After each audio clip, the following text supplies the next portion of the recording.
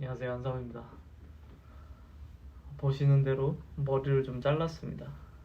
좀 잘 보이려고 머리를 좀 잘랐어요. 머리가 너무 지저분 맞은 것 같아서 좀 커트를 했습니다. 오늘 하고 싶은 얘기는 CTO 얘기를 좀 해보려고요. CTO. 제가 CTO 생활을 몇 년을 한 걸까요? 이래저래 한 3년 정도는 한 것 같아요. 다른 사업 하면서 하기도 했고 겸직으로 하기도 했고. 근데 이제 CTO로 일을 하면서 깨닫게 된 것 중에 하나는 이 개발자랑 CTO는 좀 차이는 있습니다. 물론 CTO 커리어로 가려면은 개발자로 시작해야 되는 건 맞는데, 약간 제가 느낄 때는 개발을 되게 폭넓게 해야 되고, 그리고 폭넓은 것 뿐만 아니라 이해도가 좀 넓어야 되는 것 같아요. 이해가 깊은 것도 중요한데 넓어야 되는 것 같고, 산업 전반에 대해서. 그러면은 CTO로서 일을 할 수 있는 거죠. 사실 CTO가 코드를 쓰는 일은 별로 없죠. 점점점 가면은 기술을 책임져야 되는데 언제 코드를 쓰고 있겠어요. 큰 그림을 봐야 되는데. 근데 제가 CTO를 그렇게 몇 년 하면서 살아왔지만은 저는 본질적으로는 대표인 것 같아요. 아무리 생각해도 개발을 하는 것보다 더 즐거운 게는 사람 만나는 거, 그리고 새로운 기회를 창출해내는 것들. 그래서 저는 사람은 결국 자신이 원하는 모습을 향해서 나아간다고 믿어요. 그리고 현재는 그 모습에 달성하기 위해서 부족한 게 많겠죠. 가령 보통 대표를 하는 경우가 해당 사업을 밑바닥서부터 올라가는 케이스도 있고, 저 같은 사람들이죠. 시작부터 대표하는 사람들. 그게 아니면은 이제 회계법인 출신의 대표들이 많죠. 전문 경영인으로서의 대표들이 또 있죠. 그리고 오히려 대학교에서 학부로 경영학을 배운 사람들은 대표가 되기에는 애초에 너무나도 파츠가 부족하죠. 경영학을 배운다고 해서 사업을 할 수 있는 건 아니니까요. 그런 면에서 내가 꿈꾸는 걸 위해서 파츠가 되는 그런 하위 요소들이 필요한데, 근데 그거를 달성을 내가 못하겠다, 자신이 없다, 또는 재미가 없다, 흥미가 없다 하면은 애초에 그 꿈은 못하는 것 같아요. 달성이 불가능한 것 같아요. 저는 대표로 살면은 제가 요즘 많이 느끼는 그 대표로서의 능력 중에 하나가 싸우는 능력인데, 생각보다 대표는 싸울 일이 되게 많아요. 엄청나게 많아요. 왜 싸워야 되냐? 상대방 회사랑도 싸워야 되고, 거래처랑도 싸워야 되고, 분쟁이 생기면 싸워야 되고, 내부적으로도 싸워야 되고, 외부적으로도 싸워야 되고, 온갖 것이랑 다 싸우면서 동시에 또 협상도 해야 되고, 회유하기도 해야 되고. 그래서 기본적으로 스트레스가 높은 직업인 것 같아요. 가령 회사도 평온하고, 그리고 우리 사업도 잘 나가고 있는데 갑자기 국가에서 어떤 법이 시행이 돼서, 치명적인 법이 시행이 돼서 위기가 오는 경우도 있을 거고요. 아니면 어떤 거래처에서 문제가 생길 수도 있고, 아니면 어떤 언론 기사에서. 그러면 다른 게 다 좋아도 사실 사람 마음이라는 게 한두 개가 마음에 안 드는 게 생기면 그걸 또 잘 컨트롤 해야 되잖아요. 그 정도의 그런 스트레스들을 계속 마주할 수 있는 사람이면은 저는 대표로서 아주 훌륭한 그런 자격을 갖춘 인물이다라고 생각해요. 그리고 또 한 가지 드는 생각이, 우리가 흔히들 남의 돈으로 사업한다라는 표현을 많이 해요. 실제로 큰 비즈니스든 내 돈이 100% 들어가는 경우는 절대 없죠. 절대로 그런 일은 없죠. 다 많은 투자자들, 이해관계, 뭐 VC, 다 그런 온갖 이해관계들이 엮여서 거기에서 최종 의결권을 갖고 있는 사람이 대표인데, 이 최종 의결권을 갖고서 여기에 있는 자산을 불려야 돼요. 계속 투자자들의 신뢰를 얻어야 되고, 그리고 또 여론도 관리를 해야겠죠.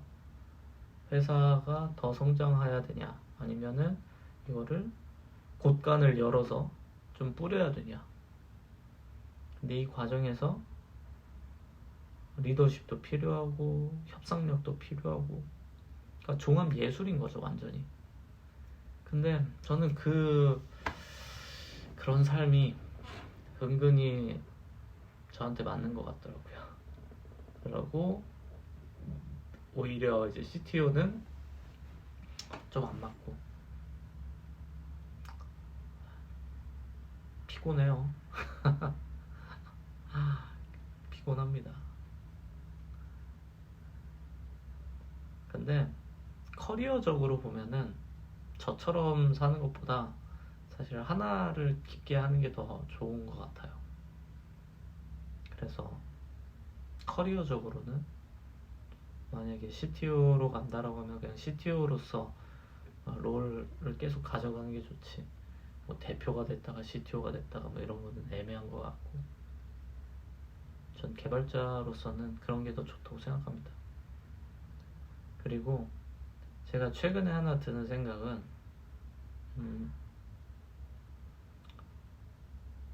사실 큰 기업, 대기업 다니시는 분들 입장에서는 나이도 어린데 뭔 대표, 아니면 나이도 어린데 무슨 뭐 CTO, CFO 뭐 그럴 수 있거든요. 그럴 수 있죠. 왜냐면 뭐 30대 초반이라고 해봤자 뭐 대리 정도 뭐 그쯤일 거잖아요. 근데 어떤 사람들은 회사 사업차 운영하면서 대표 소리 듣고 있고, 또는 임원 대접받고 있고 하는 게 어쩌면 좀 이상하게 느껴질 수도 있는 거죠. 근데 재밌게도 자리가 사람을 만든다고 또 그렇게 되는 것 같아요. 그렇게 됩니다. 애초부터 무거운 짐을 어깨에다가 쥐어주고 있으면은 그 짐만큼은 사람이 성장을 하게 되는 것 같고, 짐을 감당 못하면 도망가거든요. 때려치고서. 근데 때려치지 않고 내가 견뎌냈다, C레벨을.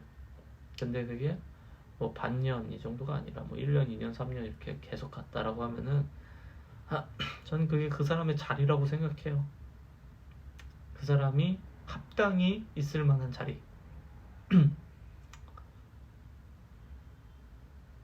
어떤 사람이 실력이 높은데 낮은 자리에 있다면은 일반적으로 금방금방 진급합니다. 왜냐면 다 눈에 띄기 때문이죠.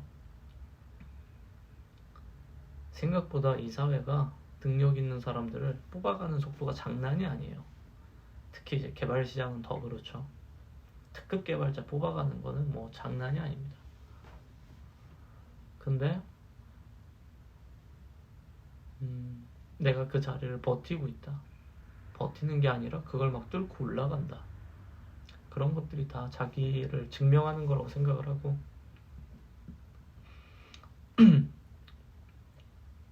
그리고 저는 사람이 욕심만큼 성장할 수 있다고 생각하는데 그런 분들이 있어요. 아니 난 대표 안 해. 아니 난 대표 못 해. 아 난 대표할 만한 그런 사람이 아니야. 충분히 능력도 있고 그런데도 안 하려는 분들이 있거든요. 약간 반장 선거 비슷한 느낌도 있어요. 제가 반장하면 좋겠는데 반장을 안 한대. 그런 경우 있는 거죠. 근데 저는 작은 회사에서 임원들은 그 사람의 욕망에 의존하는 것 같고 그리고 그만한 능력이 있으면 그 자리에서 활활 날아오른다고 생각해요. 잘 먹고 잘 살고. 그래서 저는 항상 개발자분들한테 얘기했던 게 돈을 벌고 싶으면은 개발자를 하지 말고 CTO를 해라. 그게 정답입니다. 개발자로는 버는 게 한계가 있어요. 그냥 돈을 좀 더 잘 버는 편에 속하는 사무직 정도로 보거나 아니면 그보다 언더일 수도 있고요. 개발자란 직업은. 근데 임원들의 세계는 다릅니다. 그리고 임원들의 세계로 가야지 그전에는 알지 못했던 세상을 볼 수 있어요. 그래서 저는 할 수만 있다면 사람들이 더 많이 더 적극적으로 약간 챌린지를 해봤으면 좋겠어요. 젊은 분들이.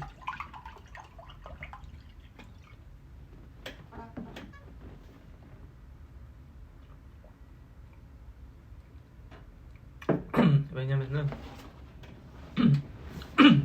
CTO라는 것도 그렇고 이게 해봐야지 힘들어야지 사람이 발전이 빠르거든요. 야 내가 이거 안 하면 진짜 이 회사 망할 수도 있겠다. 그리고 동시에 그 안에서 갖는 갈등들, 뭐 지분 갈등, 아니면 뭐 의견 갈등, 어떤 방향으로 갈 거냐. 이 회사가 지금 운명의 기로에 놓였는데 이럴 때 직원으로서 선택하는 거랑 내 회사라는 신념을 갖고서 선택하는 거랑은 차원이 다르기 때문에 저는 그런 경험들이 어린 시절에 얼마나 많이 했냐에 따라 이 세상을 보는 게 많이 달라질 거라고 생각해요. 그래서 당장 제가 이렇게 영상으로 이 영상을 뭐 몇백 명이 보던 몇천 명이 보던 보실 수 있는 거잖아요. 그리고 저랑 같이 일했던 분들도 보실 수 있고 저희 고객사분들도 볼 수 있고 다 볼 수 있는데 이렇게 담대하게 얘기할 수 있는 게 그런 것들을 계속 경험해 와서 그래요. 그런 것들을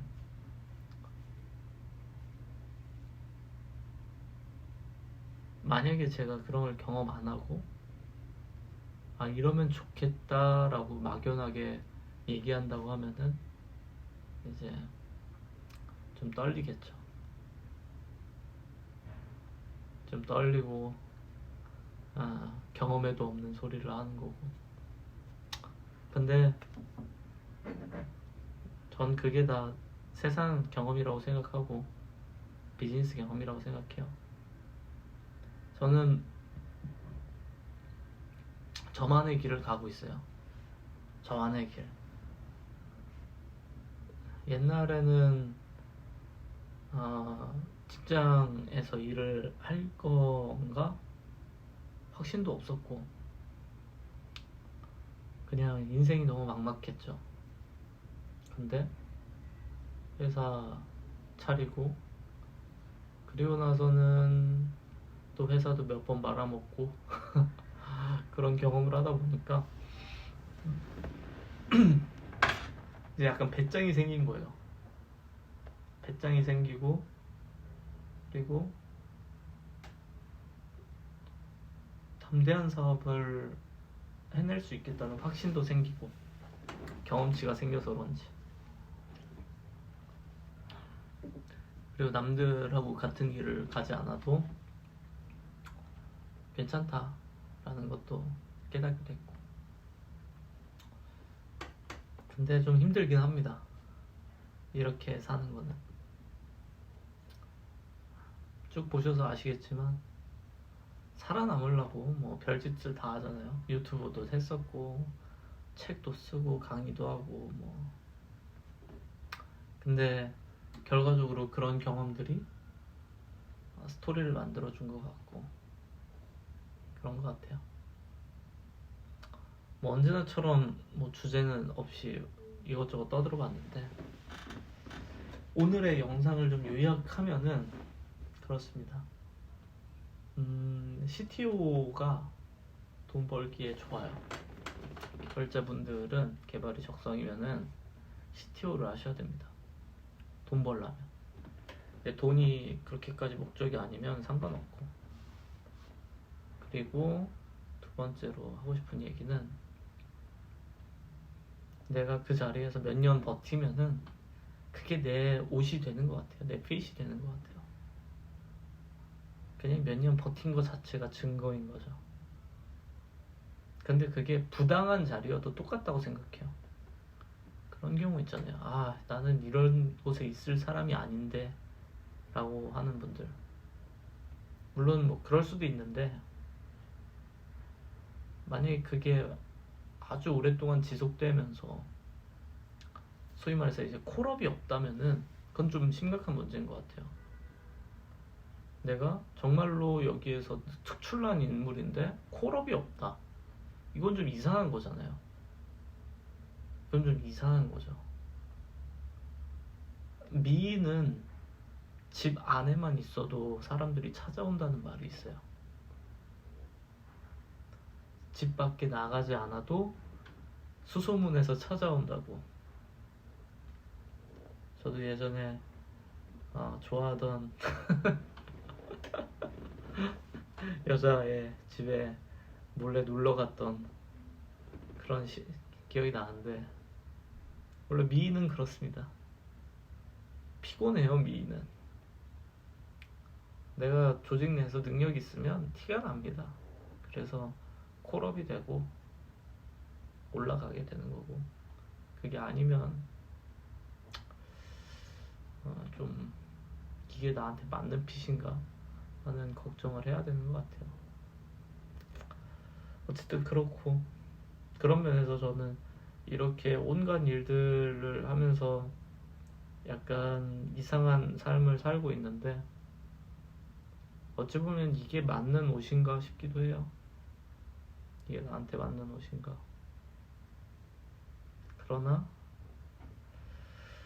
그러나 지금 이런 삶도 언제까지 살지 모르겠네요. 제가 준비하는 수많은 일들 중에 한두 개만 잘 풀려도 아마 또 완전히 다른 삶으로 살 것 같은데, 참 모르겠습니다. 과연 24년도는 어떤 일들이 펼쳐질까. 그래서 그냥 열심히 한번 살아보고, 그리고 그거를 중간중간 공유하면서 이 시대를 같이 살아가는 사람으로서 보여드릴게요. 그런 느낌으로 보여드리고,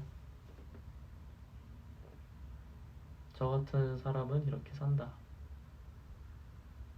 약간 휴먼 다큐멘터리인 거죠. 어쨌든 뭐 이상한 얘기를 많이 했는데, 오늘 하고 싶은 얘기는 그렇고요.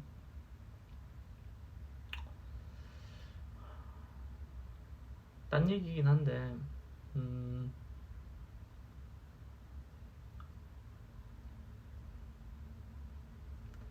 유튜브는 온전한 취미로밖에 안 할 것 같은 거예요, 아무리 생각해도. 근데 저는 문득 궁금해지더라고요. 유튜브를 이렇게까지 100% 취미로 올리는 사람이 과연 대한민국에 누가 있지? 누구가 있을까? 저는 사실 못 찾았어요. 제가 본 유튜브 중에 한 명도 없어요. 근데 이렇게까지 취미로 영상을 올리는 사람이 과연 누가 있을까? 혹시라도 알고 계시면 공유해주세요. 댓글로.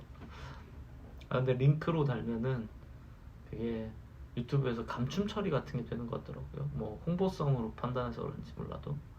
그래서 링크 말고 그냥 이름 정도만 공유를 해주시면 제가 한번 찾아보면서 제 이 채널의 운영 방향도 한번 고민해 보겠습니다.